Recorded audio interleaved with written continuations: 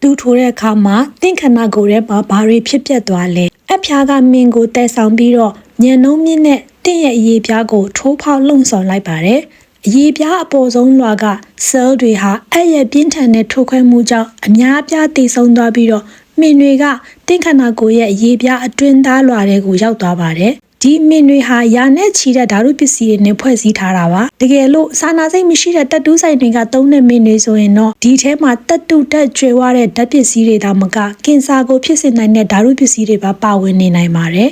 အကူစနစ်တကျပိုးတက်မှုမလုပ်ဘူးဆိုလို့ရှိရင်လည်းဘက်တီးရီးယားနဲ့ဗိုင်းရပ်စ်တွေကိုခန္ဓာကိုယ်ထဲကိုတည်ဆောက်လာနိုင်ပါတယ်။မင်းတွေခန္ဓာကိုယ်ထဲကိုရောက်လာပြီးဆိုတာနဲ့အရေးပြားအတွင်းသားလာထဲမှာရှိတဲ့အဆောင်အရှောက်ထောင်ပေါင်းများစွာကချက်ချင်းနှိုးထလာပါတယ်။သူတို့ဟာ macrophage cell လို့ခေါ်တဲ့အကြီးစားစားမြူ cell တွေဖြစ်ပါတယ်။သူတို့ဟာချက်ချင်းပဲစစ်မြေပြင်ကိုအပြေးလွှားသွားရောက်ပြီးတော့တင့်ကိုကာကွယ်ဖို့ကြိုးစားပါတယ်။သူတို့ဟာတည်ဆုံသွားတဲ့ cell တွေကိုရှင်းလင်းပေးပြီးတော့ဘက်တီးရီးယားတွေကိုစားမျိုးဖြတ်စီးပစ်ပါတယ်။တစ်ချိန်တည်းမှာပဲဇီဝကမ္မဖြစ်စဉ်တွေကိုအားကောင်းစေတဲ့ဓာတုပစ္စည်းတစ်မျိုးကိုလည်းထုတ်လွှတ်ပေးပါတယ်။ဒီဖြစ်စဉ်ကြောင့်အနှဲငယ်ရောင်ရမ်းတာနဲ့ဖူးယောင်တာတွေဖြစ်ပေါ်စေပါတယ်။ဒါပေမဲ့လည်းအဲ့ဒီစားမျိုး cell တွေကိုပိုပြီး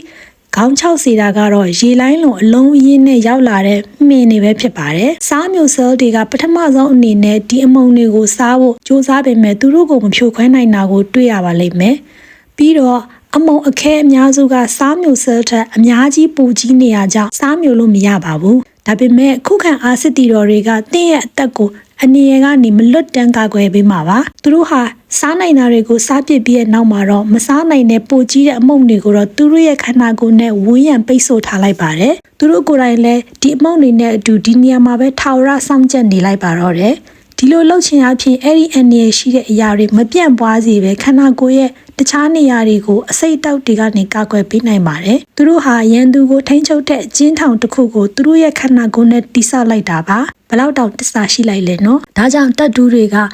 မပြောင်းမပြတ်ဘဲနဲ့ဆွဲမြဲနေရတာဖြစ်ပါတယ်။ဒါပေမဲ့စားမျိုးဆဲတွေမှာလည်းတက်တန်ရှိပြီးတော့အိုမင်းသိဆုံးနိုင်ပါတယ်။ဒီလိုဖြစ်တဲ့အခါအသေးရောက်လာတဲ့စားမျိုးဆဲတွေကအရင်ဆဲတွေကနေထွက်လာတဲ့မင်းတွေကိုစားမျိုးပြီးမူလနေရာမှာဆက်ပြီးတော့ထိမ့်သိမ်းထားပါတယ်။တခါတရံမှာမင်းနှင်းငယ်ကမူလနေရာကနေလွတ်မြောက်သွားနိုင်ပြီးတချို့ကတော့တခြားနေရာတွေမှာဖမ်းဆီးခံထားရပါတယ်။တချို့မင်းတွေကတော့ခန္ဓာကိုယ်တ िश ူးတွေကနေစီးထွက်လာတဲ့အရည်တွေနဲ့အတူခန္ဓာကိုယ်နေရာအနှံ့အပြားကိုပြန့်နှံ့သွားနိုင်ပါတယ်။ဒါကြောင့်အချိန်ကြာလာတာနဲ့အမျှတင့်ရဲ့တက်တူးတွေကအယောင်ဖြော့ပြီးမှုံဝါးလာတာကိုတွေ့ရပါလိမ့်မယ်။တကယ်လို့တင်ရတက်တူးကိုပြင်ဖြတ်ချင်တယ်ဆိုရင်ဒါဟာခန္ဓာကိုယ်ကိုနောက်တစ်ချိန်ထပ်မံနာကျင်အောင်လုပ်လိုက်တာပါပဲတက်တူးဖြတ်တဲ့လုပ်ငန်းစဉ်ဆိုတာတကယ်တော့လေစာရောင်ကြီးကိုတုံးပြီးတော့မြင်မုံတွေကိုပိုသေးငယ်တဲ့အမုံလေးတွေအဖြစ်ဖြိုခွဲလိုက်တာပဲဖြစ်ပါတယ်ဒါပေမဲ့လည်းတင့်ကိုရရဝဝင်ကာကွယ်ပေးနေတဲ့ဒီခုခံအား cells တွေကိုလည်းတိတ်ဆုံးစေပါတယ်ဒါကြောင့်တင့်ကိုဒီလောက်ချစ်ပြီးဒီလောက်ကာကွယ်ပေးနေတဲ့ cells တွေကို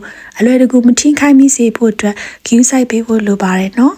အားလုံးပဲပျော်ရွှင်ချမ်းမြေ့ကြပါစေရှင်